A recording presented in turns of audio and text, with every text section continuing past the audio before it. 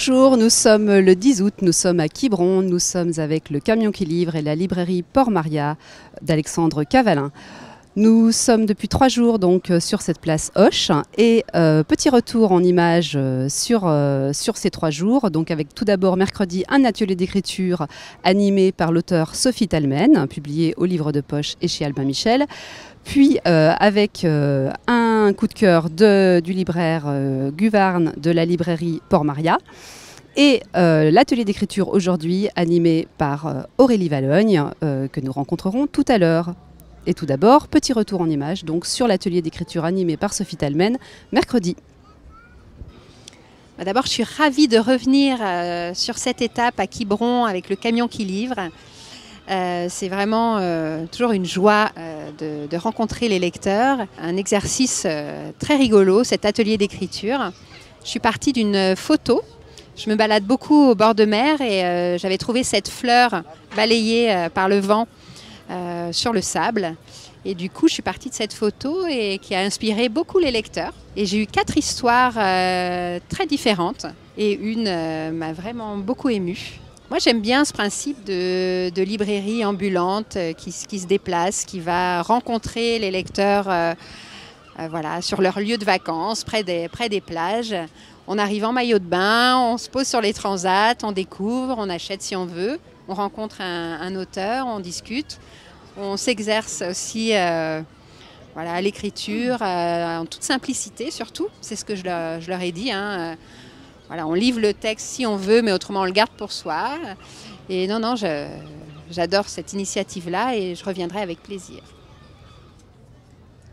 Alors nous sommes avec Gurvan de la librairie Port-Maria. Alors Gurvan, je crois que tu voulais nous présenter un coup de cœur. Je crois qu'il s'agit d'un livre de Bruce Chatwin.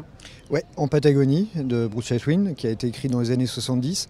Pour moi, ça reste un des monuments du récit de voyage.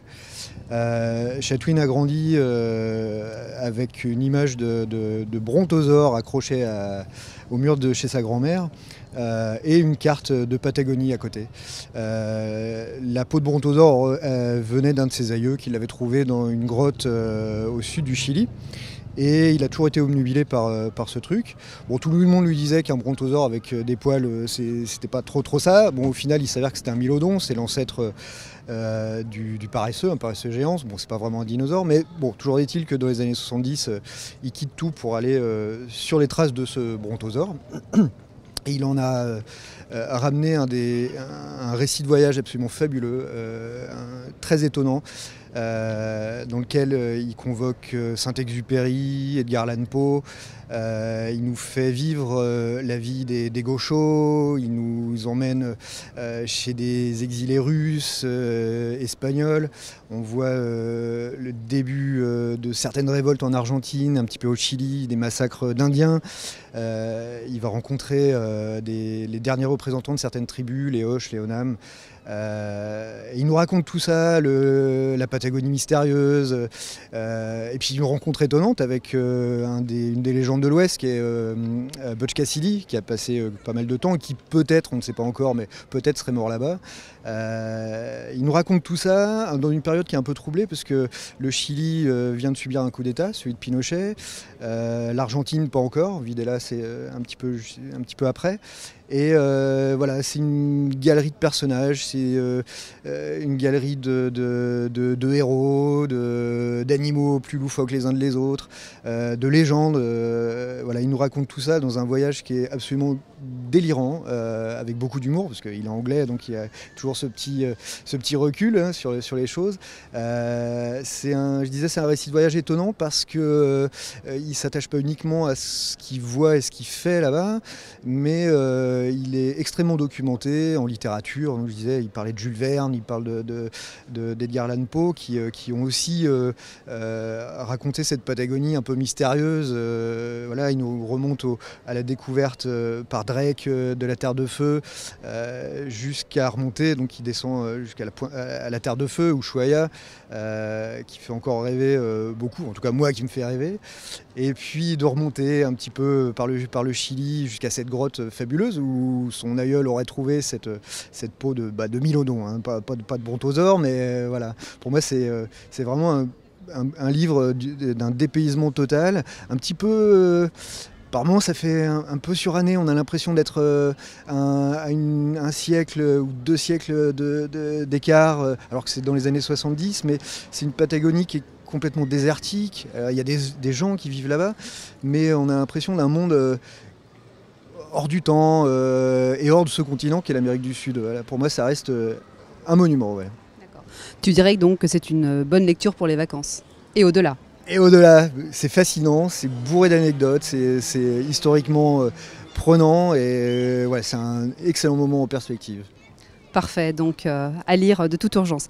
Merci beaucoup Gurvan. Merci. Et donc je rejoins Aurélie Vallogne. Alors Aurélie Vallogne était avec nous pour ce 3e jour du camion qui livre à Quiberon, place Hoche, avec donc le livre de poche et la librairie Porte Maria. Aurélie Vallogne donc, a animé aujourd'hui un atelier d'écriture. Alors Aurélie, comment s'est passé cet atelier ? Très très bien, c'était une superbe expérience pour moi. J'avais eu la chance de le faire déjà l'année dernière avec le camion qui livre à Crozon et c'était top. Enfin, là ils étaient très très nombreux, il a fallu qu'on arrête et on détermine un nombre de sièges et de participants possible, donc on était au complet et puis ils étaient surtout très très inspirés. Moi ils m'ont encore émue à chaque fois, je verse une petite larme, mais ils étaient vraiment vraiment bons et puis bah, voilà, c'est aussi pour ça qu'on fait le camion qui livre, c'est pour ces moments de partage. Merci. Et est-ce que je peux te demander donc quelle est un peu ton actualité en ce moment, l'écriture, autre chose, les vacances ?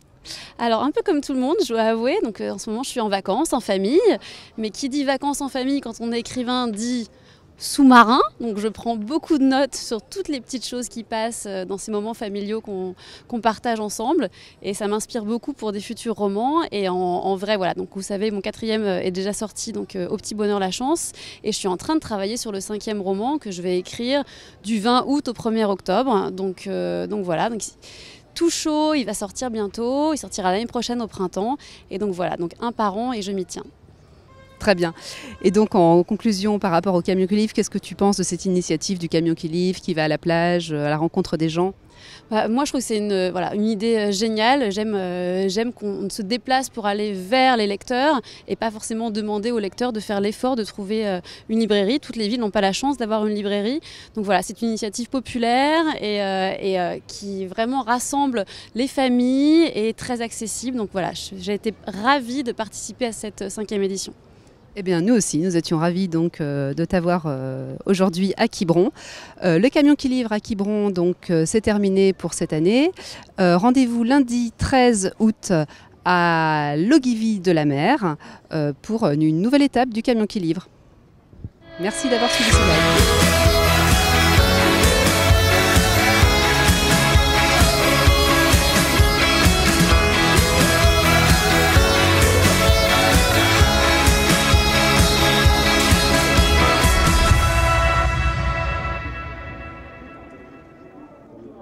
Je peux plus l'utiliser parce que ça n'arrête pas son téléphone à... Ça sautait.